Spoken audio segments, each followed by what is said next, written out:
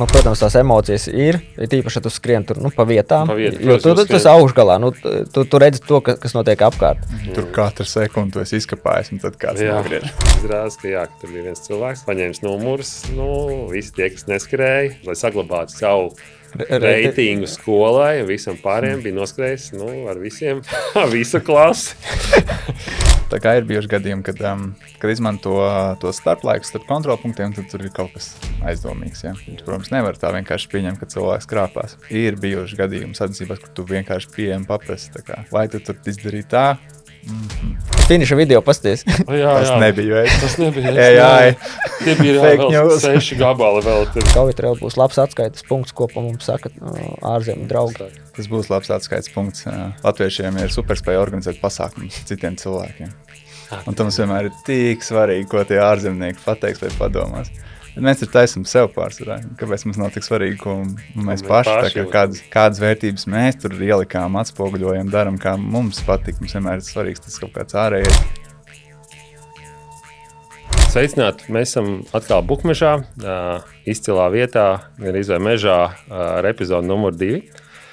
Pirmā epizode bija pirms nepilnas nedēļas gaisā, un tajā mēs atskatījāmies uz komandu cīņām, uz komandu komplektēšanu, uz komandu vērtēšanu, arī uz individuāliem startiem. Un liels paldies, protams, visiem tiem, kas atsūtīja mums savu atgrieznisko saiti un ieteica pāris lietas. Mēs tās visas noteikti nevarēsim iekļaut tajā nolikumā, bet mēs izvērtēsim un noteikti kaut kas arī parādīsies.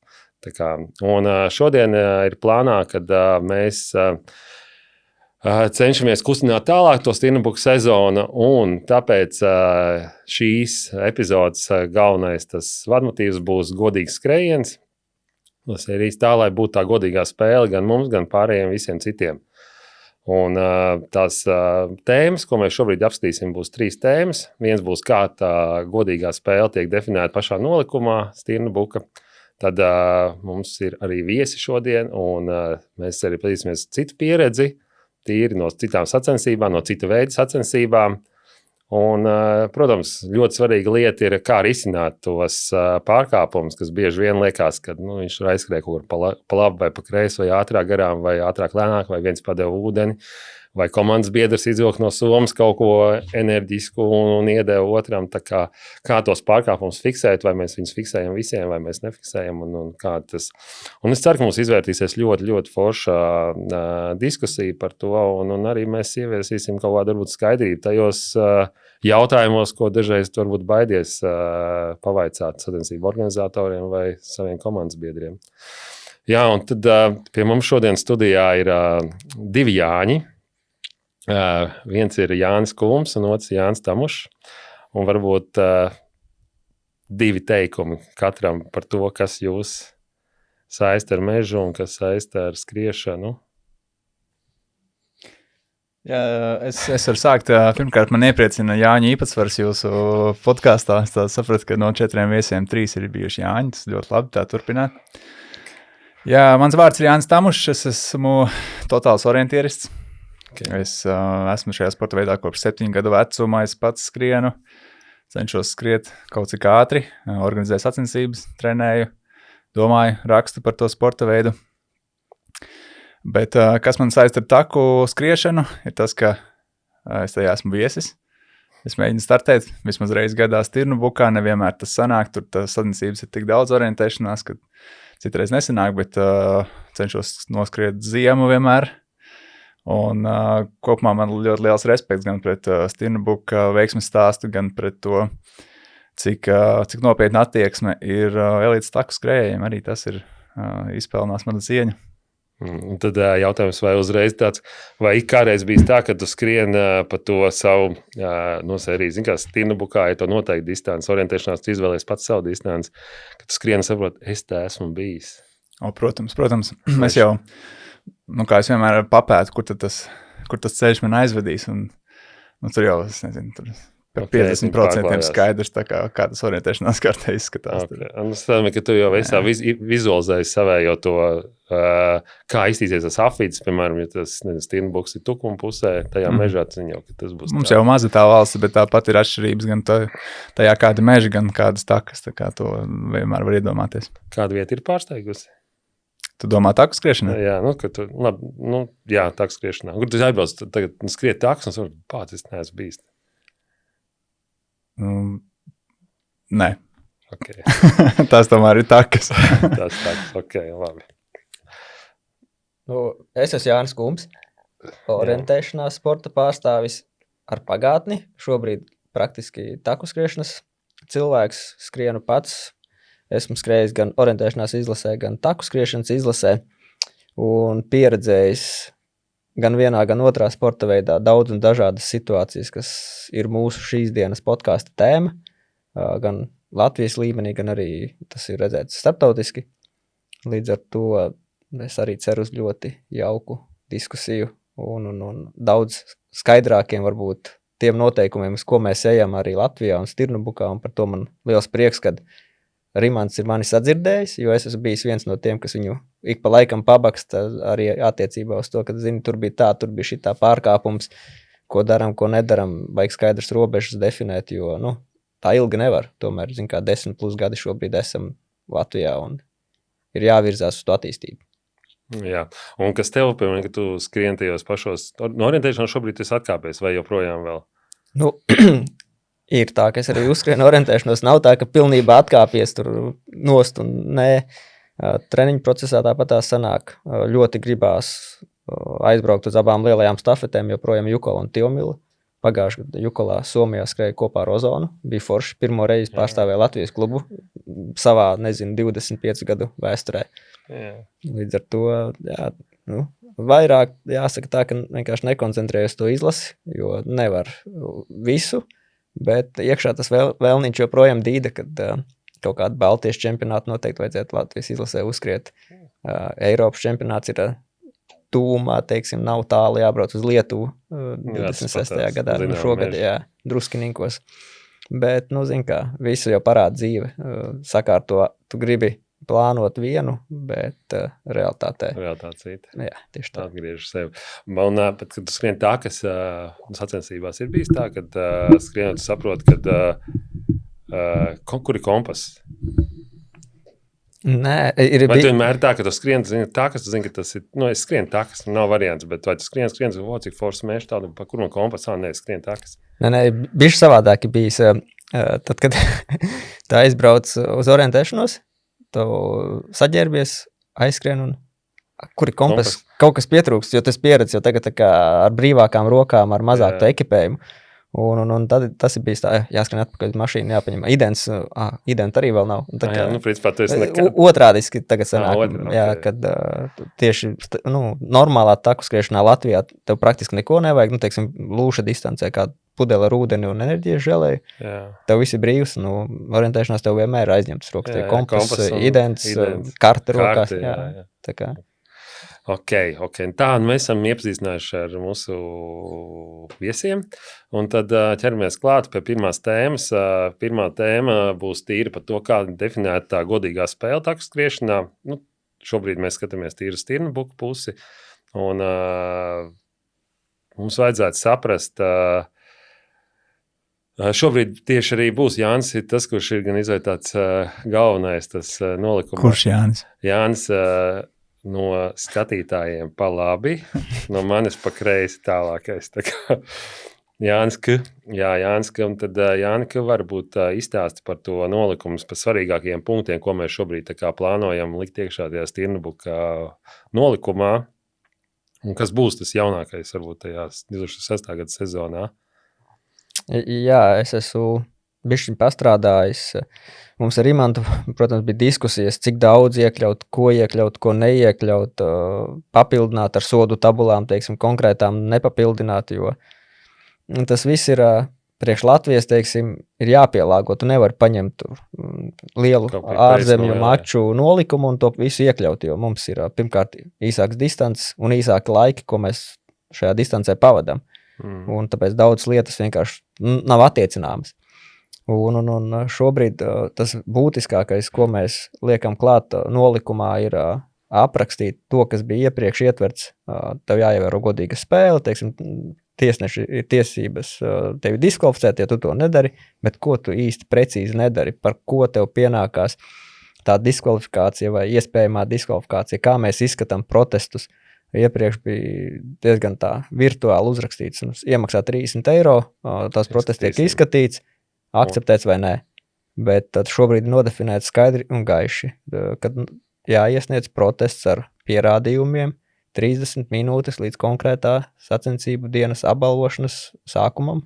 Tad tiesneši lai spēj izskatīt un sacensību dienā pieņemt lēmumu, jo tas var ietekmēt, teiksim, piedestālu. Jā. Jo savādāk sanāk tā, ka pēc tam mums atnāk pēc dažām dienām protests, mēs jau esam apbalvojuši.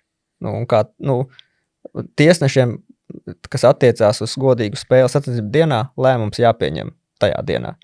Protams, ja tas neietekmē piedestālu, tad ir iespēja izskatīt, iespējams, to protestu kaut kādu, teiksim, ir bijis, neviennozīmīga situācija, kur, teiksim, marķējums vai vēl kaut kas, pastāv iespēja izskatīt pēc tam, bet tas nevar mainīt, teiksim, vairs īpaši to vietu sadalījumu, jo, tam nav jēgas tad vairāk.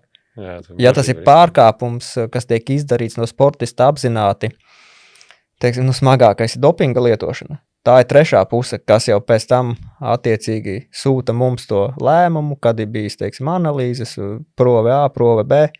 Tad mums nav variantu. Tad ir skaidri un gaiši, tas tiek diskvalificēts pēc tam jau, kad tie sacensību rezultāti, teiksim, ir oficiāli. Bet tādi pārkāpumi, kas ir distancē sacensību dienā, pirmkārt jābūt foto, video nofilmētam, jo vārds pret vārdu nestrādā. Es redzēju, ka tu izdarīji to. Viņš saka, es to neizdarīju. Diemžēl, bet ir iespēja, esam aprakstījuši nolikumā, ka tu vari paziņot tuvākajam sacensību tiesnesim, lai konkrēto dalībnieku novēro. Un tad, vai pārbauda par ekipēm, teiksim. Un tad tas tiesneša palīgs, teiksim, ir Reis Maršal, kas ir tā kā atbildīgais tiesnesis, ir tiesnešu kolēģija, kas sastāv jau no, teiksim, tiesnešiem, kas pieņems to lēmumu, bet ir tiesnešu palīgi, kas, teiksim, tiek izvietot kontrolpunktos, kuri tiek instruēti par to, kas viņiem jādara, kas viņiem jāfiksē. Viņi var būt ar atpazīstami bez zīmēm, viņi var būt bez, lai, teiksim, neradītu to, ka visi zina, ka šitais ir tiesnesis. Jā, viņš sagatavojās, lai brīdī viss kārtībā, pārkāpumu nav. Jo tā ir lielākā problēma, ko mēs tagad, arī Gaujatrailu organizējot, esam saņēmuši no UTMB, kad cilvēki, kas grib palīdzēt citiem no malas, ģimene, draugi, viņi skatās, kuri tiesneši. Tagad tiek izvietoti tiesneši, kas nav atpazīstami. Viņi var trasi atrasties jebkurā vietā, un viņi var to pārkāpumu fiksēt. Jā, tā kā mēs cenšamies to šobrīd visu aprakstīt, tas ir iekļauts nolikumā, tā skaitā par palīdzību, kad drīkst palīdzēt, kā drīkst palīdzēt. Tiek definētas zonas, ja, teiksim, mums ir distance vilks, kurā ir 6 kontrolpunkti. Jā. Tu drīksti palīdzēt maksimāli 2 atbalsta personāls, kas drīkst palīdzēt 50 metrus pirms un 50 pēc. Interpretēju, lai nav interpretācijas par zonu, kurā mēs viņu paši nosakām, viņa būs atzīmēta. Jā, es tieši domāju par to atzīmēšanu. Bieži vien saka, ka tajā vietā drīkst, skaties, kad tas cilvēks viņu tā kā palīdz, un tā viņi arī aiziet. Ir pāri kalnam, divi tā, kā bija kontrolpunkts bija. Tas ir arī pieņemta pieredze no daudziem starptautiskajiem mačiem, tā paši Transgran Canaria, UTMB posmi, kad tā zona tiek atzīmēta. Un tur tu drīkst palīdzēt. Ja tu palīdzi pirms vai pēc, sorry, draudziņi. Jā, attiecīgi tev ir tabuliņa, kur tu redz, ka tas palīdzība no malas, ārpus kontrolpunktu. Un nofiksēt foto, video. Vai ja tiesnesis atzīmē, tas ir bišķi savādāk, jo tiesnesim ir tiesības to darīt, bet ja kāds ir protests no malas, tur obligāti automātiski jābūt tam pierādījumam. Tas nozīmē, kad arī skrējējs var paņemt, uztaisīt mazu telefonu, izvot ārā, uztaisīt bildīt, vai fotogrāfu uztaisīt. Mēs uz to esam mudinājuši, lai nebūtu, teiksim tā, es redzēju, es 2 reiz redzēju, 3 reiz redzēju, bet, ja tu 3 reiz redzēji, tev viss iespējas paņemt un nofilmēt. Mēs apskatīsimies un mēs pieņemsim lēmumu. Man viens jautājums par to, tur uzreiz aizgājām pie sodiem, pārkāpumiem. Es neesmu izlasījis tos noteikumus īstenībā, kā jau ierindas lietotājs, teiksim tā. Man jautājums, vai tur ir atrunāts kaut kas no pozitīvās puses, teiksim, kas tad tā orientēšanās ir? Ja tagad mēs runājam par to, kas tas, tā kā ko nedrīkst, bet vai nodefinēts tā kā, kas tas ir? Jo vienu brīdi orientēšanās bija nodefinēts, ka tas ir neatkarīgs skrējiens ar karti nepazīstamā apvidū. No tā izrietēja tad visi noteikumi, kultūra, kas ir ok, kas nav. Piemēram, man neesmu izjūtis to vajadzību lasīt noteikumus tāku skriešanas, jo man liekas tā kā salīdzinoši vienkārši. Jā. Skrien tur, kur organizatori ir iecerējuši, tātad tu sako marķējumam, netraucē citiem, tu tur viņus nesit, negrūsti, nekliedz uz viņiem, varbūt labāk vispār nerunā un nebojā vidi, ja tur neizmetēs sevis. Nesalauz trepītes, neizmet želējas, kur nevajag un tam līdzīgi. Man liekas, tad 3 principi, ok, ja es tos ievērošu, tad es tur palikšu noteikumu ietveros. Es saprotu vēl viens, ka laikam nekad esmu skrējis tās ultragarās distances, bet tur droši vien nāk vēl viens aspekts, ka sargā sevi. Tā kā. Okay. Ekipējums arī. Man jautājums, vai Stirnbuku noteikumos ir uzrakstīts, tā kā, kas tad pēc būtības tas ir? Jā, mēs esam pilnveidojuši to arī punktu par to konkrēti, kas dalībniekam ir jādara, pirmkārt jau attiecībā uz trasi, kad tev ir jāvadās pēc organizatoru izliktā trases marķējuma sacensību dienā. Tas ir numur 1, ka tu nedrīksti izlaist sacensību marķējumu bultiņas, lai nenotiktu distances saīsināšana. Tev jāskrien tā, kā organizatori ir nosprauduši. Ja, teiksim, out of topic bišķīt, ir sacensības, kurās nolikumā ir ierakstīts, ka, teiksim, tajā segmentā tu drīksti skriet saīsinot stūrus no karodziņu uz karodziņu, neskrienot pa taku. Bet mums ir skaidri gaiši nodefinēts, ka jāsakoja pa marķējumu, pa taku vai pa apvidu, kur tas ved, lai nenotiktu tā saīsināšana. Tas ir pats primārais un pats vienkāršākais, jo no pagājušā gada bija ļoti daudz piemēru, kad nevadījās pēc tā, kad sāk, teiksim, tur improvizēt, skatīties pulksteni, kāds pēdējais, ko viņš ir pēdējo novilcis, ko viņš ir ielādējis. Un tad, okay. Bet tas nozīmē, ka arī tās bultas ir, tad viņas vajadzēs divreiz citīgāk uzvaktēt, jo, zin kā, bieži vien visi, kā es varu ticēt, labi, tu vari ticēt, tev arī vajag to GPX failiņu līdz, tā kā, iegadījumā kaut kas notiek, bet visticamāk, jau tu jau būsi, man kā organizatori bieži vien jau pamana to, ja kāds bultas trūkst, vai kas, viņi jau ir tur operatīvi cenšās to visu novērst. Protams, tur tiek inspicētas trases vēl pat tajā pašā dienā no rīta. Jā, protams, nevar izslēgt variantu, kad kāds ļaundaris ir norāvis, ir pārmarķējis, un šo situāciju ļoti grūti novērst, un tur ir jārīkojās, šeit es šobrīd vēl nezinu, šī laba jau tēma, kā mēs varētu to aprakstīt, jo, ja GPX fails nesakrīt, nav aktualizēts, teiksim, un bultiņas ir pārmarķētas, tad sacensību dalībnieks nonāk strupceļā, viņš nezina, pēc kā vadīties. Un te ir organizatoriem kopīgi jāpadomā, obligāti par to, ka tas GPX fails ir atjaunots pēdējais, faktiski pēc kā ir nomarķēts. Bet visdrīzāk bieži to nevar izdarīt, jo ir apstākļi, kad, teiksim, tas dalībnieks nav pareizi arī to failu atjaunot pirmspēdējā dienā vakarā vai sacensību rītā. Tas nedara. Jā, tur obligāti jābūt tā, ka tev nozīmē, ka 24 stundas jābūt iepriekš pēdējiem un viss. Un tad, ja tev nav, tad vienkārši jāpasaka, ka viņš neatbilstīs. Vai arī tā kā mums ir tas nākamais ar tā komunikācija par to, kā mēs komunicējam tām komandām vai dalībniekiem par to, kad ir kaut kas pamainījies distancē. Jo, šeit ir tā pati pieredze no ārzemēm, kad obligāti jānosūta e-pasts, obligāti būtu jāsūta SMS īziņas veidā, jo tas ir 100%, ko dalībnieks izlasīs. E-pastu viņš var neatvērt vaļā, bet īziņā jāatnāk izmaiņas, kaut kādi neparedzēti apstākļi, iepazīsties sacensību centrā, būs izliktas, teiksim, jaunās vadlīnijas, vēl kaut kas. Jo tas strādā, e-pasts nestrādā. E-pasts var sūtīt informatīvi, bet SMS-am ir jāatnāk, un primāri būtu, protams, jāapziņo sacensību kapteiņi, kas ir komandām. Šobrīd es neredzu, kāpēc nevarētu arī visi, ja viņi ievada, teiksim, savus telefonu numurus reģistrējoties, un viņiem tā īziņa tiek nosūtīta.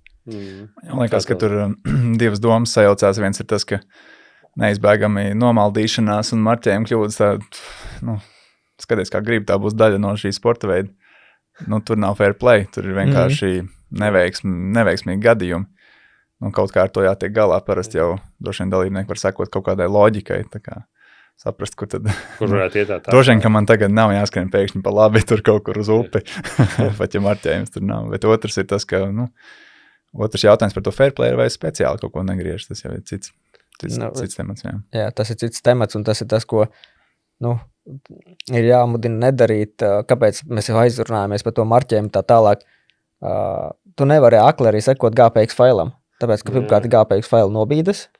Ja es teiksim, smalks taku tīkls, aizskriet kaut kur citur, bet iepriekš izpētīta distance ar apzinātu, teiksim, līkumu noīsināšanu, tas ir pilnīgi, tā ir diskvalifikācija. Tas ir apzināta rīcība, kā rezultātā tiek saīsināta distance.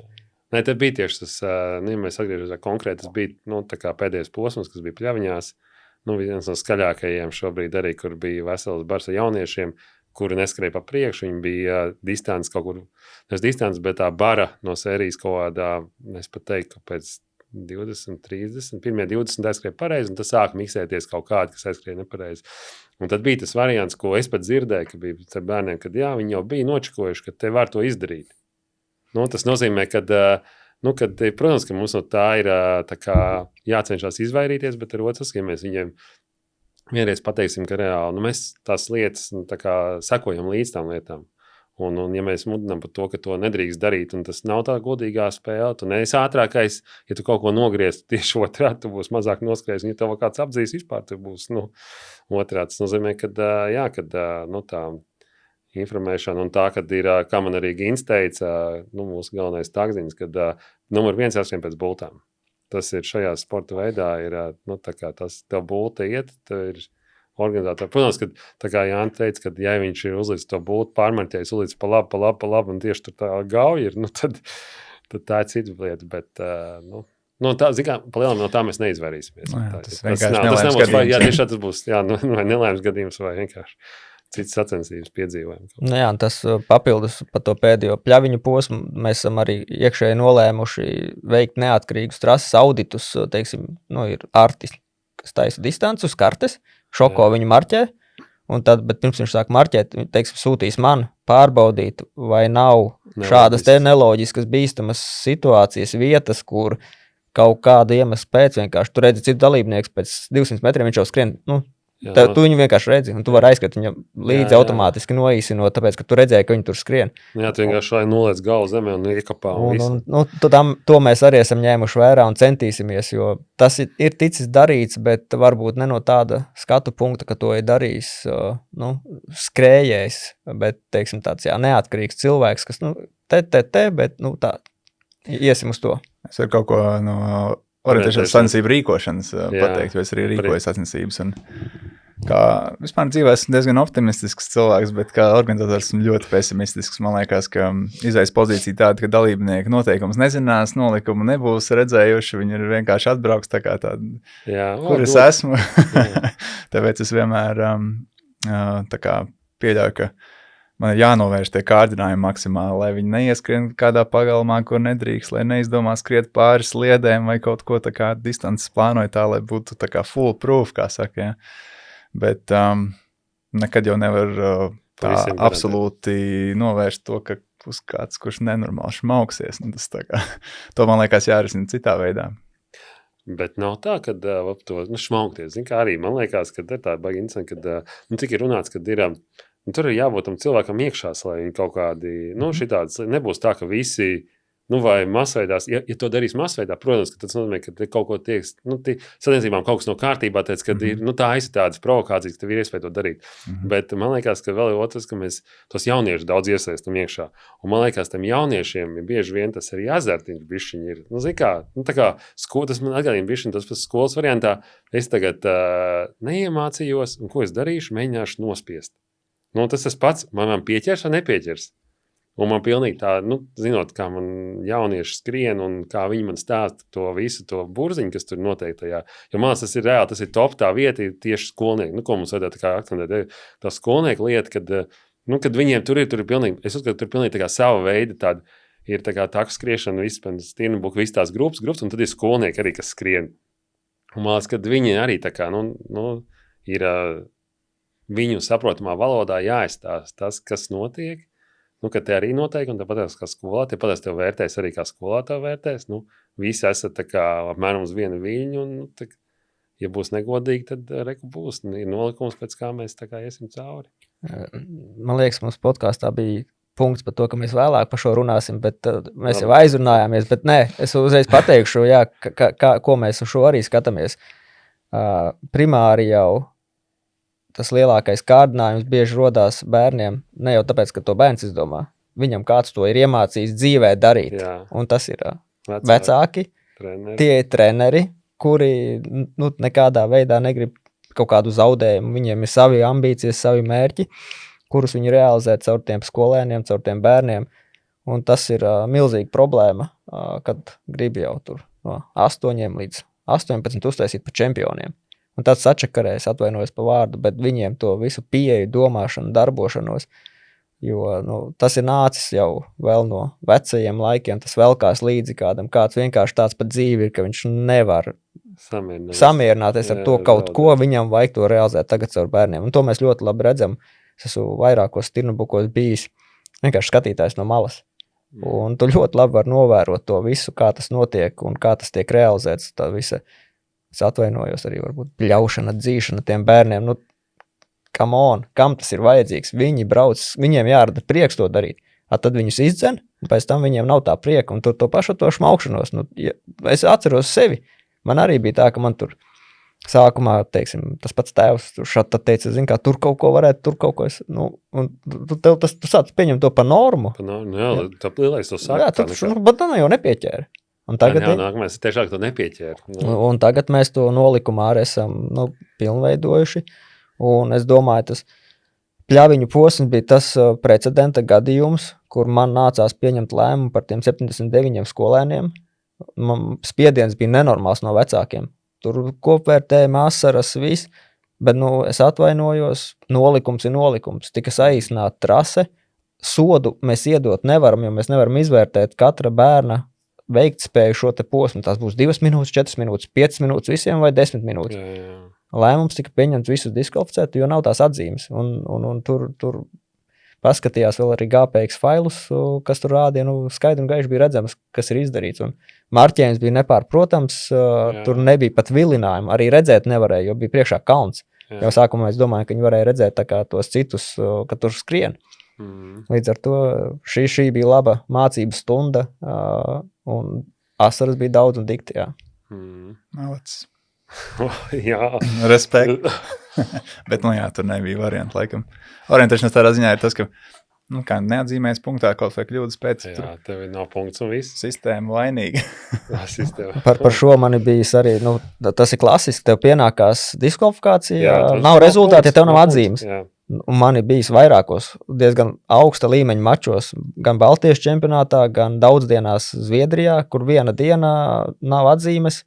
Un tu vēl nesaproti sākumā varbūt, kāpēc tev tās atzīmes nav, jo tu esi skrējis augstā intensitātē, un tu esi pārliecināts, ka tur bija, un tikai kaut kādā otrā dienā tev atnāk, bet tiešām, visi kārtībā, es esmu gājis strīdēties, jo, karstasinība, emocijas, viss, un stacijas ietas pārbaudīt mežā, tā, lai nomierinātu, vai bija atzīme vai nebija, nav tās atzīmes, un tad to izgulies no rīta, pamosties, paskaties vēlreiz karti, es uzlicis GPX savu ceļu uz kartes, es tur nebiju. Tur tā lieta, vai ne, ka tās emocijas no sākuma ir tur tīk asas, un tā kā arī pašam ir bijis tā, ka man par kaut ko sodu, un es vispār nesapratu, ko es izdarīju, kāpēc jūs pret mani tik tā kā šausmīgi izturaties, un tad tur iet emocijas vaļā, un tad, protams, mācies no tām situācijām, un nākamajā dienā jau cits skats, un tāpēc ir labi, ka stirnubukam tas tiek iestrādāts jau kaut kādā standartizētā formā, tā kā ko darīt pie kādiem pārkāpumiem, lai nav tā, ka tam tiesnesim ir, tieši tā, tie 79 reiz 2 vecāki, kuri kliedz uz tevi, un tad tu varbūt bišķi tur piekāpies. Jā, tāpēc man liekas, ir tas orientēšanās, tas variants, orientēšanās, tas atzīmes ir tas pats, kas stirnubukā tās bultas, tā principā ar visām bultām jānoskrien ir. Tāpat tās arī, pie visām būtām mēs nepieliksim nekādas tur raidītājs vai kaut ko smalku, attiecīgi tev ir jāskat. Bet tā kā Jānis arī minēja par tiem bērniem vecākiem, kad man liekas, ka tieši tā, ja tas vecāks ir viņu tā kā rādījis to priekšzīmi, vai arī attiecīgi treneris, jo bieži vien tie bērni arī nāk kopā ar saviem draugiem viņi brauc kopā ar klasēm. Ja tās visas klases ir tādas sērijas vai pozitīvi, vai arī viņas domā to, ka ir tā godīgā spēle, būs tūlītās mums jāskrien, mums godīgi jāuzvar, piemēram, otra skola, tad man liekas, ka tur nav variantu, viņi skries to. Protams, un nākamā lieta tas, ka mums ir jāizķer ārā, mēs nevaram, tā kā teica, ka ļoti svarīgi būs, ka mēs tās trases arī pārbaudīsim pirms tās skriešanas, lai nebūtu tie nenormālie vilinājumi, nevis skriet tā kā pa labi, bet es zinu, ka tā trāsa iet pa kreisi pēc tam, kad es paņemšu tur, jo vēl kaut Gīns man teica arī par marķēšanu, ka Stirnbuks ir atteicies jau sen jau no lentām, kas ir, manuprāt, ir, pēc tā piegājiena, es uzskatu, ka tas ir daudz ok, tas lents nevajag tā kā pusmežu tur novilkt, viņām pēc tam atstāt, un bieži viņas jau planē, un tad tu, protams, tas nav kaut baigi mega koridoru, kur tu nedrīkst ne pa labi, ne pa kreisi noskriet, bet, man liekas, ka pie mums nav tādas problēmas, tā kā. Visdrīzāk, ka lentas tagad varbūt kaut kādos apjomos parādīsies atpakaļ tādās situācijās un vietās, kur jāiemarķē. Konkrēti, teiksim, Kalnu karalis. Pa to ir papildinājums arī nolikumā, jo, mums patīk atbalstītāji, mēs gribam atbalstītājus, bet atbalstītājs nedrīkst traucēt citus dalībniekus, viņš nedrīkst atrasties uz trases, un līdz ar to, teiksim, tāda vieta, kur tas var notikt, ir Kalnu karalis. Šajā vietā, teiksim, pilsētvidē tas ir vairāk, tur mēs, ja būs nepieciešams, tiks vilktas konkrēti lentas, koridoris, pa kuru pārvietojas tikai un vienīgs sacensību dalībnieks, visi atbalstītāji, lūdzu, aiz lentas skrien, cik tu gribi visu Kalnu karali līdzi, bļauj uz viņu sit bungas. Bet varbūt tad nevajag, man kā iedomājas, cik forši ir, kas tu paši Zegam es redzējis, kā tur skrien cauri, tu pat īsti nezinu, kur tev jāskrien, jo tie cilvēki, tā kā Tour de France arī, ka viņi pavarās, tā vaļās skrien, viņi tur. Tas, protams, ir forši, tāpēc saku, tiks izvērtēt tie posmi, kur varbūt to ieviest, bet mēs gribam izvairīties no tādiem gadījumiem, kā bija Valmierā, ka, teiksim, tā palīdzība bija, principā apzināta. Grūti pateikt, kas tur notika, kas darījās, bet, ja tu palīdzi dzīt savu komandas dalībnieku kalnā un traucē citus dalībniekus vairāk vai mazāk, bet, tu traucē vienalga. Un, protams, mums vajag tos fanus, mēs gribam viņus, bet šis ir etaps, par ko tiek piešķirti punkti. Un tas ietekmē kopvērtējumu, ietekmē cīņu.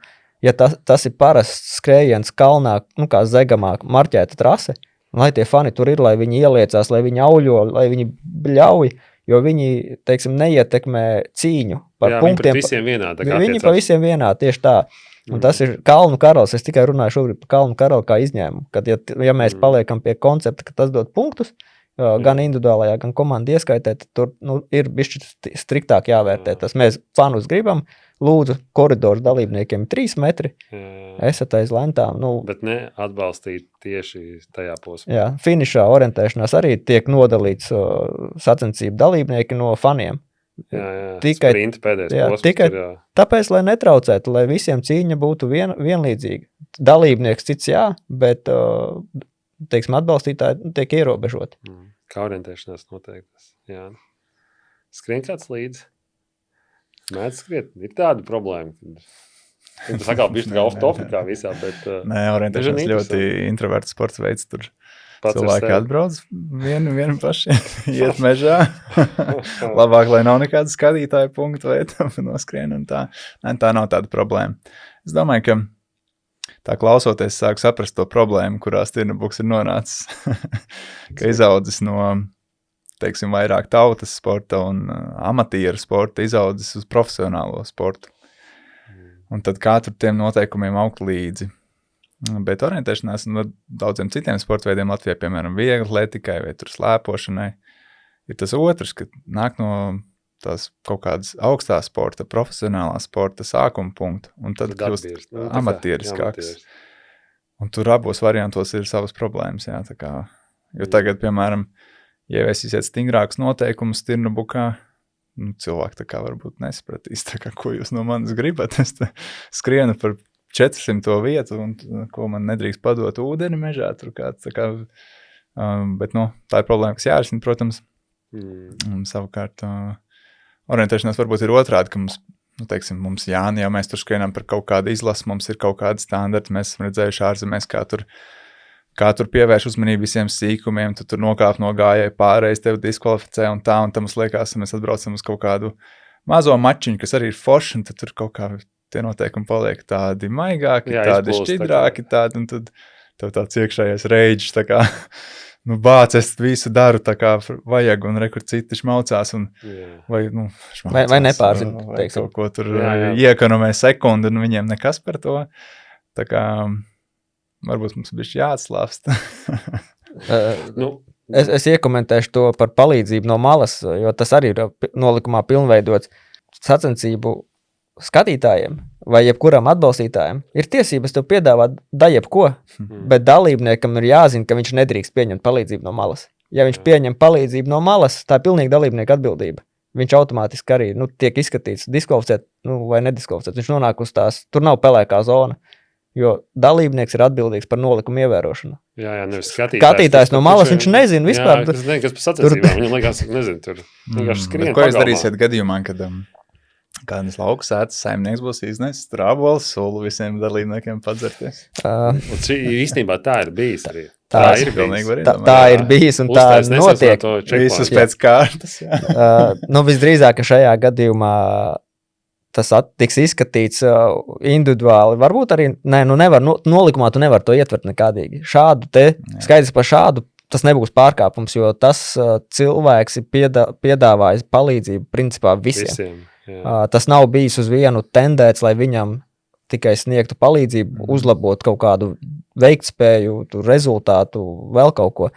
Bet šī ir problēma, no kuras mēs neizvairīsimies absolūti nekur. Tas notiek riteņbraukšanā, tas notiek skrien Latvijā vai kā šobrīd sauc asfalta skrējienos. Tas notiek apkārt Vaidavas ezeram skrējienā, kur parādās. Man neviens neko nav piedāvājis apkārt Vaidavas ezeram. Ir pātru skrējienu. Pātru skrējienu, bet ir kādreiz bija tur, kur lika vēl papildus dušiņu, kur arī ūdens glāzes bija saliktas, tā kā. Bet man liekas šāds, tev ir tā lieta, mēs nonākam tā bišķi tā kā strupceļā, jo man liekas, ka ļoti forši, mēs gribam, es, piemēram, būtu ļoti priecīgs, ja skriet ar mani pagām, un es varētu iedot to ūdeni vai tā kā piedāvāt. Un tad es domāju, ja skriet, un man visi teikt, nē, tak nevar, man nolikums neļauj. Tas domāju, nākamreiz jūs neskriet ar mani pagām. Es gribu būt tik tāds welcome, tā kā cilvēks, man patīk tas, ko jūs darat, bet tagad, viņu tas nolikums, tas striktais nolikums, tagad neļaus man tagad, neko ņemt no jums. Tāpēc jau ir tā tiesnešu kolēģija, kas to vērtē, jo, šis ir tas gadījums, tāpat, ka to marķējumu, ko mēs nevaram ietekmēt. Tas ir neapzināti trešās puses kaut kādas darbības uz visu pasākumu kā kopumu. Tāpēc es esmu fans tai pelēkajai zonai noteikumos. Es tieši pirms mēs sākām ierakstīt jautāju, kā Stirnbuka nolikumā ir rakstīts par noteikumu pārkāpumiem diskvalificē vai var diskvalificēt. Un man patīk tas formulējums, ka var diskvalificēt, jo citreiz pat tāds šķietami ļoti dramatisks noteikumu pārkāpums patiesībā nav bijis nozīmīgs. Teiksim, tur šis gadījums, tu nedrīkst padzerties to abolsulu. Noteikums saka diskvalificēt, bet ja ir var diskvalificēt, tad tiesnešu kolēģijai vai žūrijai, vai citreiz tas ir vienkārši viens organizators, ir tiesības rīkoties saprātīgi. Un mēs arī sākām tos sodus, teiksim, publicēt, lai cilvēki zina, kāds tas lēmums tiek pieņemts. Šajā gadījumā vienkārši arī tiek iesniegti protesti, mums būs iespēja uzrakstīt, kad ir izskatīts, un kāds ir lēmums, kāpēc vai kas tiek pieņemts, balstoties uz to protestu un situāciju. Jā. Tas nozīmē, ka mums otrais tas punkts arī bija par to, kad to godīgo spēli un par to, kā mēs parādām par tiem pārkāpumiem, kas ir bijuši, jo bieži vien tas jau ir tā kā pamatojuši, jo man liekas, ka arī daudz pārkāpumu bijuši, ir bijuši kaut kādu, un tā informācija paliek tikai mums tiem kādām, vai organizatoru burbulītī, vai organizatoru plus kaut kādām vēl fotogrāfu, vai vēl kaut kādā tā mazā burbulītī, bet viņi neiziet uz āru. Ja mēs viņu tā kā pasakām, kad, ziniet, mēs zinām, kad reāli tu skrēji tur, un īstenībā daudz jūs tur skrējāt, to mēs to redzējām, un nākamreiz nebūs pirkstu pamāšana, bet būs tā kā jau konkrēts sods pēc nolikuma. Tas tā kā... Jā, nu, bet saku, tagad iet tā virzība, lai nebūtu. Nu, ja tu sāksi interpretēt un sāks arī pielaides kaut kādas uz tādiem sistemātiskiem pārkāpumiem, kas ir atbalsts no malas, un apzināts atbalsts no malas tur konkrētai personai, sacensību trases īsināšana, mēslošana mežā, vēl tur kaut kas, kas nolikuma aprakstīts. Ja mēs tur sāksim, pakratīt ar pirkstu vai nepieņemt to lēmumu, tas nebūs pareizais stils. Kā jūs paši rīkotos, ja jūs redzētu, kad ir skrien, piemēram, pa priekšu skrien, nezinu, tur cilvēks X un viņš tagad veids pārkāpumu. Nu, bet ne, patiešām pārkāpumu. Man nav problēma pateikt un cilvēkam. Pagaidi. Es mēģinu. Te teiks pagaidi, es gribu noteikt. Es saku, tie noteikumi un to pārkāpumu bieži vien ir saistās ar kaut kādām emocijām uzreiz. Bieži man gribās diezgan asi tā kā pateikt, un es arī esmu citreiz pateicis kaut kā varbūt. Nu, diezgan asi, bet manuprāt, ir jārunā, jāsaka. Un tas nekas, kas tev tur varbūt bišķi apvainojās vai kaut ko par tevi padomāju, jo beigās jau to noteikumu ievērošanas kultūru vai neievērošanas kultūru veido viss tā sabiedrība kopumā. Tu nenāksi tur uz ritiņbraukšanas maču bez ķiveres, ja? Pat ja tu varētu kaut kā noslēpties, tad es pieņems, visi vēlāk, tad ko es izcelšos. Tā kā kaut kā tā. Jārunā dalībniekiem vienam ar otru un jāveido tā kultūra. Es esmu darījis, protams, tās emocijas ir tīpaši, ja tu skrien tur, pa vietām, jo tas augšgalā, tu redzi to, kas notiek apkārt. Tur katru sekundu tu esi izkapājis, un tad kāds nogriež.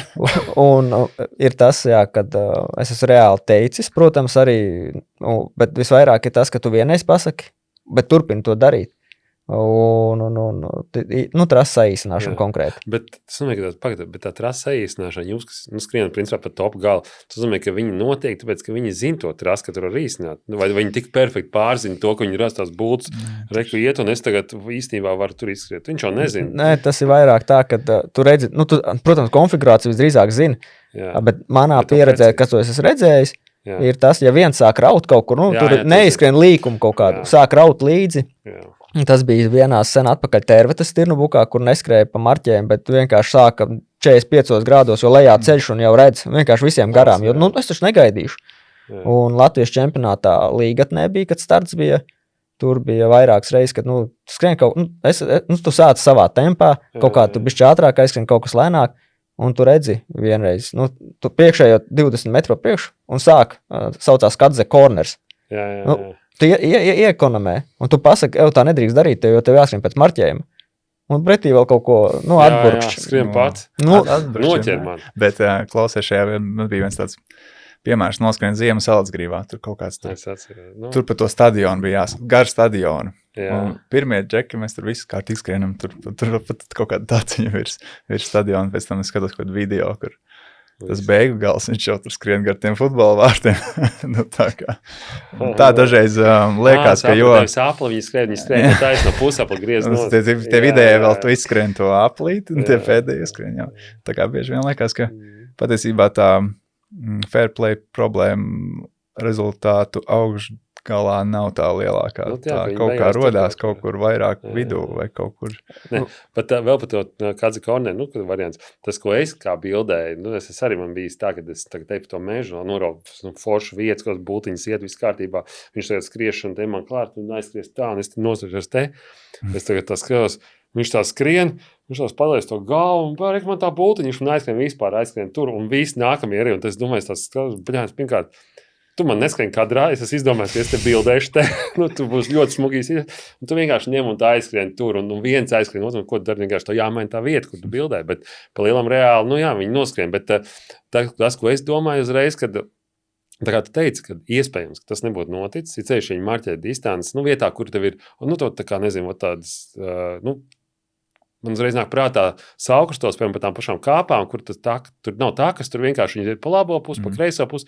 Protams, kad cilvēki sāk skriet, tā kā saka, ja tu izskriet, būs to distanci kāds, kurš ir tā kā skrējies, kurš nav piedalījies tajā likšanā. Žreiz pateiks, jau vai šito te ņēma noskrien un te, jo tāpēc tas viss skries tur. Priekš kā tu uztaisīt mākslīgi kaut kādu mazu tur, kaut ko, lai pēc tam ietos klāt par to, ka tu esi reāli nogriezis kaut kādu, nezinu, tur stūrīt vai nestūrīt. Jā, tas ir marķējot un taisot tās trases ir no šī jāizvairās. No tā kārdinājuma šādu vietu noīsināt. Tā pati piejūra, ieskriet iekšā 200 metrus mežā un atskriet atpakaļ uz pludmales. Viņa nav vajadzīga.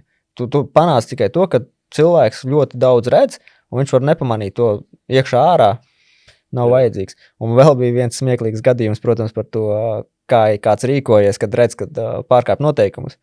Es zinu, kad ir daži skrējēji, kur redzējuši, es arī esmu redzējis, ka nomet, teiksim, tukšās enerģijas želējas paciņas zemē. Jā. Viņš paceļ, noķer un tev izkrita. Pielipina.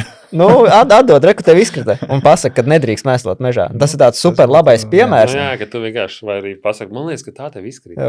Jo mani bija situācija atkal, pasaules čempionātā, man liekas, Portugālē, neatceru, 19. gadā bija īsā distance. Es skrienu uz kontrolpunktu, tur padzeros visu, un tagad skrienu ārā, gribu kaut ko vēl paņemt, un man izkrīt želeja, es skrienu no kalna uz leju, un es tā iet pakaļ, neiet pakaļ. Taču jākāp jāpakaļ kalnā. Tad es paskrēju 10 metrus, un tad tu atceries to, tev iezvanās zvaniņš, tikko bija kontrolpunkts, te ir tiesneši, tev jāiet un paņem. Tas nekas, ka viņi nav attaisīti, tas nekas, ka varbūt tev vēl tā kontrolpunkta zona, bet tev izkrita. Ej, paņem savu želeju, lietas kabatā. Jums bija marķēts želējs, un nebija marķēts? Tajā gadā vēl nebija, bet pēdējos 2 gados vai 3, pēdējos tajos 2 čempionātos 100% jābūt marķētām to pārbaudu, vai tev virsū numurs, jā.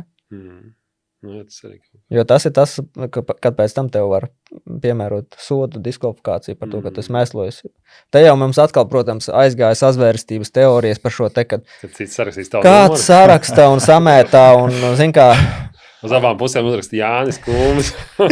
bet reāli no tā to nevar izslēgt. To nevar. Tad tā problēma ar tiem pārāk striktiem noteikumiem, jo tad, kad tu sāc iet tajā to ceļu, tas ir praktiski nereāli. Tāpēc man patīk tomēr tā ideja par veicināt kultūru, vairāk nekā vienkārši rakstīt noteikumus. Tāpēc jau, zin kā, varbūt mēs sākām to podcastu bišķīt strikti un tā, bet mēs uzlabojām esošo nolikumu ar mērķi padarīt viņu saprotamāku, izskaidrot to, ko mēs esam iepriekš bijuši domājuši, kā cilvēks rīkosies. Tur par tām žēlēm mešanu zemē, par distances saīsināšanu, par palīdzību no malas, jo tās ir tās galvenās lietas, par ko bijušas pēdējos gados tās lielākās cepšanās. Un mēs tagad viņus esam aprakstījuši ar cerību, ka tie cilvēki to nolikumu izlasīs, sapratīs un vienkārši to nedarīs. Pieņems to, ka tā ir norma, kad mēs darām šādi. Un tad jau skatīsimies, kas no tā iznāks tālāk, vai būs atkal kaut kas jāuzlabo. Redzēsim, ka nestrādā. Tas ir virziens, uz ko jāiet. Skaidrot tos noteikumus, principā, jā. Tas ir pareizais. Mēs cenšamies papildus paskaidrot. Jā. Vēl jautājums tāds bija par to tehnisko uzraudzību. Piemēram, tajā šādā distancē. Tā kā bieži vien, ja viņš nogriez to stūri, mēs jau nevaram pateikt par to. Ja tas ir noticis, piemēram, es zinu, ka bija viena sacensības, noskrien ziema arī, kad mēs ar Jānu bildējām un skrien Kristas Bērziņš. Pilnīgi normāli, ka viņš skrien pirmais. Bet viņš skrien 9 km, viņš bija noskrējis, pēc 30 minūtēm, pa apvidu.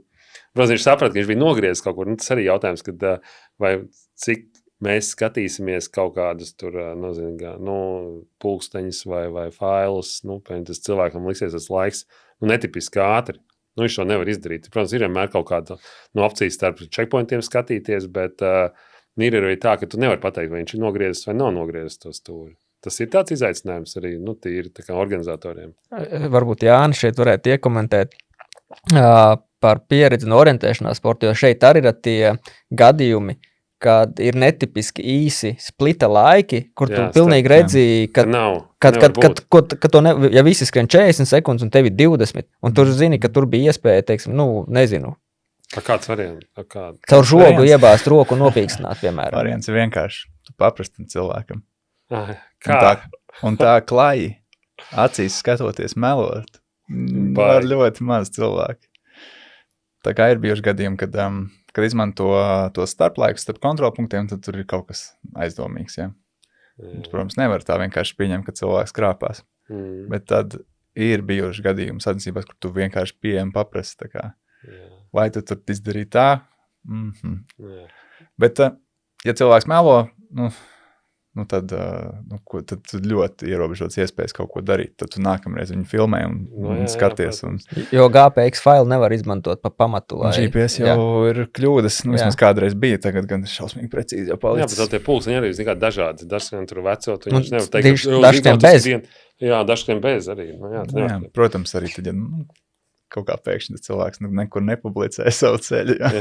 Es kāpšu pirmo vietu, paldies, tas neko Bet ir gadījumi, un es teiktu, sezonā vismaz kāds uzpeld, kad ir kaut kas, kad tiek izmantots kaut kāds. Man interesantākais mēs atgriežamies vēl par to, kā mums tajā sezonā gāja un par tiem, par tām tehniskajām lietām. Es zinu, ka Māra runāja arī, kad viņi bija pamanījuši, tie ir arī, sistēma fiksēja katru numuru, kas šķērso tās vietas, un tad iznāk tā, kad ir vienā sekundē, principā ir 5 vai 10 numuri. Un nākamā tāpat 5 līdz 10 numuri. Un tad izrādās, ka tur bija viens cilvēks, paņēmis numurus, visi tie, kas neskrēja, nebija skrējuši tajā dienā, attiecīgi nebija tikuši, lai saglabātu savu reitingu skolai, visam pārējiem bija noskrējis, ar visiem, visu klasi. Tā kā arī. Un tagad mums bija tas nākamais jautājums bija, ko darīt šajā situācijā? Vai diskvalificējam tos, kas tā rīkojās? Attiecīgi tur bija Pēters, Jānis, vēl tur, Zane un tā tālāk. Vai visu skolu? Vai visa skola kā nav korekti, jo tikpat labi ir pusi no tās skolas ir godīgi bijuši. Viņi pat nezinājuši par šādu izgājienu. Man liekas, ļoti svarīgi tas, par ko mēs runājam, tāpēc, kad noteikti, ka vēl ir visādi varianti, tā kā mēs, tur norakstījām mājas darbus caur plēvītu vai caur pildspalviņām rulējumam, tad mums ir vienkārši šitādām lietām jāskatās. Šis ir ļoti jau komplicēts gadījums, principā, jo, ja tā strikti skatītos un pilnīgi, mums nav nolikumā šobrīd aprakstīts, kas notiek ar komandu vai skolu kā tādu. Jo, principā, mana ideja bija, kad, ja sezonā tiek fiksēti 2 vai vairāk pārkāpumi komandai apzināti vai skolai, teiksim, tad ir jādiskvalificē visa. Bet tas nebūtu pareizais stils, jo tieši tā kā tu saki, ir ļoti daudz, varbūt, kas tos noteikumus pilnīgi precīzi ievēro, viņi par to neko nezina. Un tas mazinās to vēlmi vispār piedalīties, jo būšu saņēmis sodu, neesot vainīgs. Jā, tu pat neesi gribēju būt kopā ar to skolu, jo tā ir mana skola, bet es mācos tur 1. klasē, tie bija no 7. klases, tur vispār. Tā kā to opciju mēs neesam aizgājuši un neesam salikuši nolikumā par komandām vai skolām kā komandas diskvalifikācija, bet izskatot gadījumu, primāri būtu jābūt tāpatās uz laika iekārtu, tu nevari balstīties. Sociālo tīklu izpēta, kur tie bērni tajā dienā atradās, es nezinu. Video, fiksācijas, kamera, finišā, kur ļoti labi varētu redzēt, ka finišē 5 cilvēki ieskaitīti ir 15 rezultāti. Un tad skatās lemj. Arī parunāt ar to cilvēku. Jā, arī parunāt. Kā bija? Bet runāt un atgriezniskā saite, teiksim, tas ir obligāti jādara. Bet tas ir interesants jautājums par to individuālais vai kolektīvais sots, ja? Jo, droši vien jau atbildi tā, ja cilvēks viens pats izdarīja pārkāpumu sodu, un viņi vien, ja tā ir sistēmiski kļūt, tad visu to organizāciju, bet arī mūsu sporta veidā ir tāda lieta, ka nedrīkst apmeklēt sacensību apvidi pirms tur notiek sacensība. Lai tu tur neizložņā visus stūrus un nezini, kā tur vislabāk. Tā ir specifika. Jā. Un tad ir gadījumi, kad viens komandas dalībnieks to tomēr dara. Un tad viņi noķer. Un tad mēdz diskvalificēt visu komandu. Tas, ka viņš ir padalījies noteikti. Jo viņš varētu padalīt. Viņš varētu, pat nav pierādījumi, teiksim, jā. Bet tas ir tik muļķīgi. Un tad liekas tā kā... Tas man liekas, ka orientēšanās, ka tie aizliegtie sektori vai aizliegtie rajona apvidi, kur nedrīkst pirms sacensībām atrasties. Jā, tur arī bieži vien tiek pārspīlēts. Es vienmēr mēģinu, teiksim, Latvijā, tā kā, par ko mēs tur runājam. Tā kā es nezinu, kā cēsīs izskatās. Jā. Caur šito parku nevar iet tagad. Jā, varbūt neskrien tur ar karti tur dienu pirms tam, bet saglabā kaut kādu saprātu. Bet, nevienmēr ir sarežģīts jautājums. Tā kā, vai visus sodīt? Un īpaši mēs atkal runājam par skolēniem. Tā kā, kur tas ieguvums, ja? Uz veselu sezonu izslēgt vienu skolu. Jā, te drīzāk par to skološanu kā tādu, par runāšanu, preventīvi šeit mēs neko nevaram izdarīt, izņemot to, ka tu esi ierakstījis, nolikumā izstāstījis, un viņi to dara, un tad ir viena subjekta vai subjektu grupas pieņemtas darbības lēmumi, lai izdomāt, kā turpināt. Ja nevis savākt vairāk bērnus varbūt, ja, bet tas ir ļoti, ļoti komplicēts gadījums, bet, protams, konkrētiem cilvēkam par rīcību, tur, ja tiek video fiksēts, viņš tiek, protams, diskvalificēts. Viņš atceries, domāju, ka tur ir atzīstās, tur nav variantu. Atnāc pie finiša video pasties. Tas nebija. Tie bija vēl 6 gabali vēl tur manī kopā. Es esmu ļoti liels. Tā jau nenotiek. Es saku, man liekas, ka tomēr tā pelēkā zona jāstāja pietiekami daudz, lai ir vieta, tā teikt, dīlot ar dažādām situācijām, un tad vēl arī jārunā cilvēkiem. Un tad pārsvarā viņi atzīsies. Te mēs arī nonākam jau pie trešās tēmas, kas mums bija saistīta ar tiem preventīviem risinājumiem un vispār, ko taku skrēja to kopienu, kas ir, es domāju, ka tā arī ir tikai izglītojot viņu stāstot par to, arī, mēs arī saprotam to, ka tajā pašā taku skrējienu kopienā noteikti, ka tie, kas nāk no orientēšanās vidas vai no citiem sporta veidiem, viņiem ir kaut kāds zinošāk, viņiem ir kaut kāds backgrounds, tagad teica, ka viņiem viņi vairāk kaut kādas lietas zina, bet tie, kas atnāk tīri no malas, mums viņiem jāpastāst, kādi ir noteikumi tīri mūsu sporta veidā. Un, ja mēs to stāstām reāli no mazotnes, tad jau viņi... Šeit ir viena problēma, ar ko mēs arī saskaramies. Atnākot no cita sporta veida, viņš vadās pēc tiem noteikumiem, kas ir viņa sporta veida atļauts vai aizliegts. Par godīgu spēli. Šeit ir tas...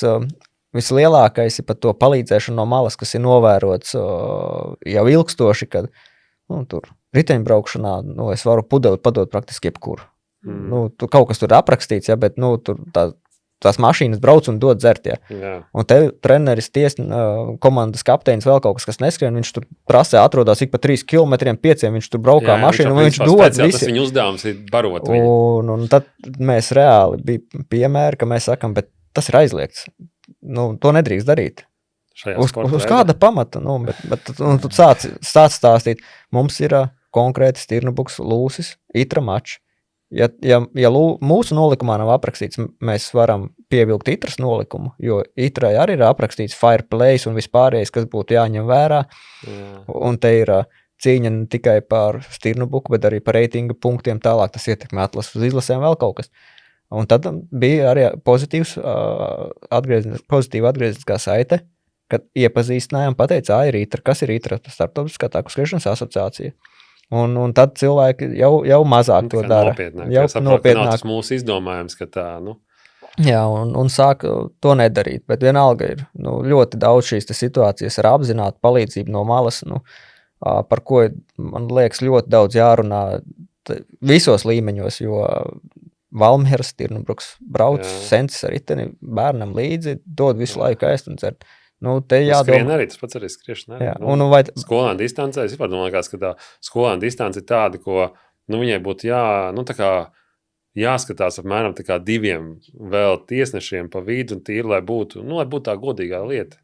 Jo te jau cieši arī tas bērns, kurš dara visu pareizi. Teiksim, viņam pēc tam tās emocijas, bet es redzēju, viņam palīdzēja, man tur slāpa vēl kaut kas. Jā, es nevarēju paskriet, jo man dura sānā, un viņš dzēra visu laiku. Un te ir ļoti vienkārši, ja tam bērnam vajag papildus dzert, tu savu bērnu zini, treneri zini, dod līdzi, māci no mazotnes. Mazo pudelīti. Kad mazo 5 to mīksto pudelīti 0,25, tev ir iespēja uzpildīt vismaz 1, 2, 3 kontrolpunktos. Un ar to jāstrādā.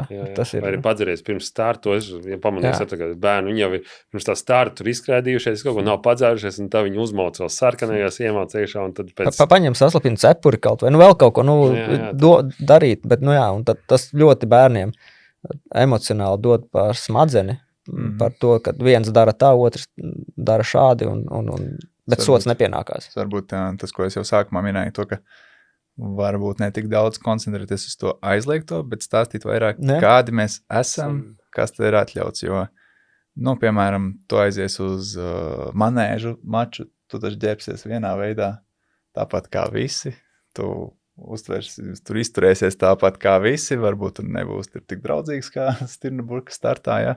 Atnāks uz orientēšanos maču, būs atkal pavisam cits vibes, tā teikt, apģērbs, noskaņojums, draudzīgums, un tad veicināt drīzāk to, kas tad mēs esam, ja. Mēs esam tur ļoti nopietnas profesionāls sporta veids, mēs esam draudzīgi, vai mēs esam dabai draudzīgi. Ja mēs esam dabai draudzīgais sporta veids, skaidrs, ka mēs nemetīsim žēlējs. Ja mēs esam godīgais, tad arī tas kaut kādas lietas liks uzreiz, tā teikt, instinktīvi gan arī vai sajust. Tā kā, teiksim, mūsu sporta veidā, tas ir abi. Man vienmēr likās, ka godīgums ir tā kā pamatvērtība. Man likās, tas ir tā kā neaizskarams. Visiem ir skaidrs, ka mēs tā esam godīgi. Bet, tas varbūt, es biju naivs, varbūt. Nē, man likās vispār orientēšanās, kad tur nav iespēja baigi, ka tev jāskan uz nākamo kontrolpunktu. Tev jāskan pat taisnāko distanci tavējot.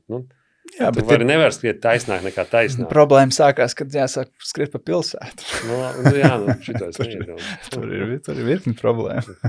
Ne tikai pa pilsētu, mans piemērs ir bijis par to, ka par to apvidus izložņāšanu pirms tam. Bet tas ir tas ir apzināta rīcība, lai uzlabotu savu rezultātu, likt treniņu distances, braukt, skriet, zinot, ka pēc tam tur Latviešu čempionāts. Jautājums, kurā brīdī mēs pazaudējam to godīgumu, to vērtību. Viņi netika pietiekami lolota, kopta, komunicēta. Kā tas notika? Es domāju, ka ir jau savā ziņā arī augot vairāk un vairāk tie cilvēki. Varbūt sākās tas sākotnējais apjoms bija, tur 200-300 cilvēki, viņi visi vienādi domājoši, visi draugi, un līdz ko tu palielinies, ienāk kāds cilvēks no malas, un tad jau viss ir aiziet. Tas ir Stirnburka gadījums. Es Jā. Tur to problēmu paskaidroju, ka tur jums tā profesionalitāte aug, un tie cilvēki nāk iekšā dažādi, un tad viss kaut kā jāsavāc ar noteikumiem, es saku ar kultūru. Orientēšanās jau tur tie paši 300 arī saglabājās tas kodols. Man vēl liekas, kas to visu var tā kā palīdzēt un taisīt, tas ir komandas un klubi. Jo komandas klubi, tas principā ir ģimene, un tas ir tā kā orientēšanās ir, principā tā klubu sistēma, jā, viņi ir, principā tev ir, trijās paudzēs ir tādi, kas tur dzīvo, tad tur tam bērnam nav vairāk variantu, nav viņam jāstāst, ka tagad tu vilksi formas tērpu, viņš zina, ka tā viņam ir svētākā lieta, ko viņš ņem, un uz to viņš arī brauc. Un arī visi pārējie noteikumi viņam ir tā kā, pilnīgi. Man liekas, ka viņi pat tie kā, zinot, vai man savējos, tad viņiem nav daudz lietas mācīts, tā stāstīts par to orientēšanās lietu, bet viņiem visi tā kā pa plauktiņiem salikts, un viņi zina, kad ir tas, un nav tur, es pa kaut kur, mēģināšu kaut kur tur, kaut kur, labi, pa lēntu skrienot, tur nav varianti, bet, pa lēntu, kā uzdomē, tā nākamā lieta, tu vari nosākt jau griezt un taisīt kaut kādu savējo funkciju, Kā es skatos nelielu tādu kā skaudību uz to taku skriešanu, kā viņi tagad auga, cik viņi tur forši, cik tur viss notiek. Bet tā, man liekas, ir lieta, ko atkal var paņemt pretējā virzienā, ko jūs jau ņemat, Stirnaburks ņem taistās komandas, ceļ tās, to prestižu tur, skola komandas, tas ir tas, kas orientēšanās jau ir tie klubi. Tas Latvijā nav izplatīti, ka sporta klubi būtu tādi, kur tā kultūra ieviešās, bet tāpēc man prieks redzēt, ka tas Stirnaburkā tiek apzināti darīts un ļoti veiksmīgi, manuprāt, cik tas ir vismaz pagājuši tikai ieviestās tā kā līgas vai ne? Pagājuši bija tas, ka līgas, jā, un tad mēs redzam to, ka tās līgas ir nostrādājušas to, kad ir tie, vairāk tās draugu kops ir pagājuši tā kā klubos, viņas ir tā kā varbūt samazinājušās vai tieši otrādi tikai vai palielinājušās, bet ir tā piederība vairāk. Un tas ir ļoti svarīgi, manuprāt, jā. Un vēl kas man liekas, arī tas, ka tā piederība aizgājas tālāk, ja viņš kādreiz, piemēram, arī slēpojas vai arī kaut ko citu, tad tā draugu kopa arī to visu nosaukumu arī turpina, viņi aiziet uz to slēpošanu. Viņi arī aizbrauc, to riteni, tā pašā, tā kā, tā mazā komuniņa, tāda ir paliek tāda arvien spēcīgāk. Tas ir tas virziens, jo tu nevari nolasīt lekciju 3000 Stirnaburkas dalībniekiem, stāstot par nolikumu. Jā. Tam visam jāsākās tajās mazajās šūniņās, komunās, draugu grupās, kur viens zina kaut ko vairāk, un tad, hei, mums ir tā, mums ir šitā, mēs ievērojam, mēs daram, un tā veicina to, kad visi sāk pielīdzināties tai kultūrai, tai ētikai, uz ko mēs tā kā domājam, ka tas pašsaprotami. Es vēl domāju par to, ka par tām komunām un par to, kā mēs viņus tā kā attīstam, kad daudz kas jau mums ienāca iekšā no tā, kad ir arvien vairāk mēs braucam uz ārpus valsts un redzam, kas notiek arī citur. Jo tas, ko es pamanu, tad bieži vien tu redzi, kad mūsu tā vide, piemēram, tā pati žēlējas izmešana arī, mums ir tīri tie meži. Patiešām, tas ir citās saistībās, ka pat, kur likās, ka viņi tā kā cūko pa daudz vai kaut ko tur dara pa daudz, un tad tu saproti, ka reāli, ka tev ir tas līmenis jau tās bišķi augstāks nekā, piemēram, nezinu, tur, citur. Un tā liekas, ka tā ir laba lieta. Un tā ir forša lieta izstāstīt bērniem. Viņi arī saprot, ka tā ir forša lieta, tu vari turpināt to. Es domāju, ka mums kā Stirnabukam un Gauja Trail ļoti labi parādīs, kādas atsauksmes mēs saņemsim par to Gauja Trail. Jo es esmu bijis, 30 dažādās pasaules valstīs skrējis un, principā, mums Stirnabukā nebūtu par ko sūdzēties attiecībā uz organizāciju, trases marķējumu, kontrolpunktu apjomu, kas tiek nodrošināts. Mēs šeit esam izlutināti. Tā, ka reāli izlutināti, un tā ir tā nākošā sāpe, kas noteikti aizies, un par ko mēs citos podkāstos runāsim, kā aizbraucot citur, tu gaidi to pašu. Tur ir daudz skarbāk, un tas principā tā taku skriešanas būtība kalnos ir, ka tu spēj pārvietoties pašpietiekami viens pa marķēto sacensību trasi ar organizatoru nodrošinātiem checkpointiem, kontrolpunktiem. Jā, ka tu tur netiks, pie kāda krustēm neiebrauks neviens klāt. Un arī marķējums var būt ne tik kā šeit mums tiek nomarķēts. Tur ir jau jāsāk, tur parādās tā pulksteņa būtība, kāpēc jābūt tam GPX failam un tā tālāk. Tā kā, tas ir... Mēs šeit šobrīd esam ļoti augstā līmenī, principā, un es ceru, ka mums izdosies viņu noturēt un vēl pilnveidot, un arī, Gauja Trail būs labs atskaites punkts, ko pa mums saka ārzemju draugi. Tas būs labs atskaites punkts, bet tur ir divi aspekti. Man ir tāds joks, vai, kā saka, katrā jokā daļa joka, par to, ka latviešiem ir superspēja organizēt pasākumus citiem cilvēkiem. Un tam vienmēr ir tik svarīgi, ko tie ārzemnieki pateiks vai padomās. Bet mēs taisam sev pārsvarā. Kāpēc mums nav tik svarīgi, ko mēs paši, tā kā kādas vērtības mēs tur ielikām, atspoguļojam, daram, kā mums patīk. Mums vienmēr ir svarīgs tas kaut kāds ārējais. Kā mēs izskatāmies? Jā, tas jau varbūt nav tik svarīgi īstenībā. Svarīgi, kā mēs jūtamies. Un tāds UTMB, tā... Neesmu nekad pielies nevienā posmā, bet esmu dzirdējis tā kā to alkatību, kas tur valda. Tur arī jau nav visas vērtības super labas, kas tur ir. Tā kā, kad tas mačs būs pagājis, būs kaut kāda secinājuma, nevajag viņu visu ņemt kā absolūtu patiesību, ko mums pateiks kaut kāda viesa no ārzemēm, jo es piekrītu otram Jānim, ka mums ļoti daudz ar ko lepoties, gan taku skriešanā, gan orientēšanās ar mūsu pasākumiem, kas ir jau tagad superīgi. Tur kaut ko nevajag pazaudēt visā tajā, tikai tāpēc, lai izpatiktu kādam no citiem. Jā. Jā, mēs esam nonākuši jau pie raidieraksta vai podcastu noslēguma. Un tad būs tādi pāris, principā, galvenā atziņa, protams, tā, kad, ko mēs ieguvuši esam to, kad mums būs papildināts nolikums Stirnabukam, ar kaut kādām lietām. To, ka mēs skatīsimies līdzi, un arī tie paši brīvprātīgie tiks vairāk iesaistīti tajā, lai varētu, viņi zinās, ko darīt. Tas būs galvenā lieta, lai pastītu, lai tā spēle būtu godīga. Mēģināsim runāt ar dažādos formātos, arī, tur sociālos tīklos vai to, kas ir bijis novērots. Un neatstāsim visu tikai savā apmērā tādā mazā cepšanās lauciņā, bet mēģināsim arī uz āru teikt un mēģināsim arī saklausīt varbūt kaut kādas jaunas ierosinājumus, ko mēs vēl redzēsim, jo, protams, ka tas nav viegli, tā ir atšķirība, vai mēs taisām sacensības 200 cilvēkiem vai 100, vai tur atbrauc 4000, kur tev patiešām ir daži, nav tā, ka tu viņus visi zini vai pazīst, jā. Un tad mums vajag mēģināt kā saprast, kāds ir jūs, varbūt tas novēlējums jaunajā sezonā, no tās godīgās spēles, skriešanā, orientēšanās. Es gribētu visiem sportistiem, kur piedalās sacensībās, novēlēt drusku vairāk drosmes. Tieši runāt vienam ar otru, kaut ko citreiz uzbraukt, kaut ko citreiz ieklausīties. Tā var žēlē, jā. jā.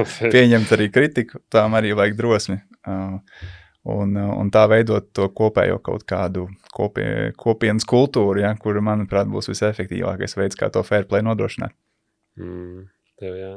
Nu, Jānis jau ļoti labi pateica par šo tēmu kā tādu. Es laikam novēlētu tas, par ko varbūt man visvairāk sirds sāp par to, ka te dalībnieki nelasa to nolikumu. Kad nolikumu vajadzētu izlasīt pilnīgi visiem un bez interpretācijām. Ja ir jautājumi, tad uzdot jautājumus, to atgriezniskā saite no otras puses ir ļoti svarīga. Un arī tā ir tā drosme, es varbūt, bet pajautā, tik tiešām, mēs pieprecizēsim, nav problēmas, jo... Vai nesaprat kādu punktu arī? Jā, jo mēs ejam uz to kopēju attīstību, un šeit tas vajadzīgs, jā, lai cilvēki būtu drosmīgi uzņemties ne tikai atbildību par to, kas ir ierakstīts nolikumā, bet arī par tādu kopējo sapratni, kāpēc mēs to darām, kas tas ir, un galu galā, vai tev to vajag, ko tu no tā iegūst, ja tu sāc lavierēt, teiksim, pat ne lavierēt. Ja tevi doma pārkāpt noteikumus, tas skaidrs, ka mēs tādus neizskaudīsim. Būs vienmēr kaut kāds apjoms ar cilvēkiem, kas darīs to, un tā ir tā sporta veida, jebkura sporta veida burvība. Ēnas puse. Ēnas puse, jā. Ka tur vienmēr kāds parādīs. Bet mēs viņu varam mazināt. Vienkārši, arī runājot viens ar otru, ar organizatoriem primāri nekautrēties pajautāt. Tā kā mudinu, aicinu pirmkārt lasīt nolikumu rūpīgi un dot atgriezisko saiti par visu sezonu, par katru posmu, ja ir iespējams un tā tālāk.